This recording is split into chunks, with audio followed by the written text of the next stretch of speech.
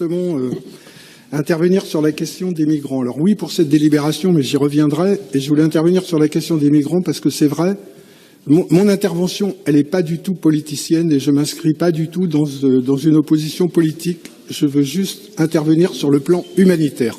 Et j'espère avoir le soutien de tous sur cette intervention. Oui, je suis en colère parce qu'il y a 200 personnes, je ne sais pas si vous le savez, mais il y a 200 personnes exilées qui vivent dans une situation inimaginable aux portes de Nantes. Des hommes essentiellement, mais également des femmes et des enfants qui sont entassés dans un gymnase qui prend l'eau, sans chauffage et sans eau chaude. C'est à Saint-Herblain, dans l'ex-lycée Jeanne Bernard, qui appartient au diocèse. Pour autant, cela nous concerne directement. Souvenez-vous de l'évacuation du square Vertet. Une soixantaine de personnes étaient chassées du square et remplacées par des gravats pour empêcher une nouvelle occupation de l'espace public. Nantes n'en voulait pas, ils sont allés à Saint-Herblain, ils sont maintenant invisibles à Nantes.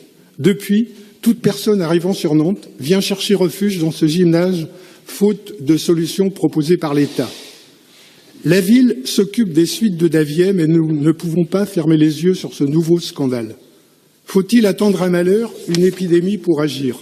Les collectifs et associations organisent la générosité pour assurer plus de 200 repas chaque jour, pour distribuer des vêtements, et les occupants eux-mêmes s'organisent tant bien que mal pour gérer la sécurité en tentant d'éviter le pire, sans l'aide de la ville, sans aide de l'agglomération, sans aide de l'État.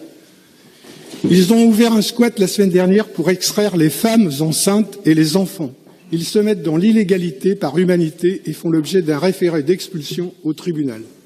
En l'absence de réponse de l'État, les élus écologistes et citoyens ont soutenu l'idée d'un partenariat entre les villes de Saint-Herblain, de Nantes et le diocèse qui possède des locaux disponibles à Nantes. Les collectifs, associations et intersyndicales y sont favorables et parties prenantes. Le diocèse ne peut assurer seul cette situation. La ville ou la métropole nantaise doivent impulser une solution digne. Obligeons l'État à respecter ses propres lois, à régler la note et à gérer dignement l'arrivée des demandeurs d'asile. Ne mettons plus à mal l'humanisme de notre ville.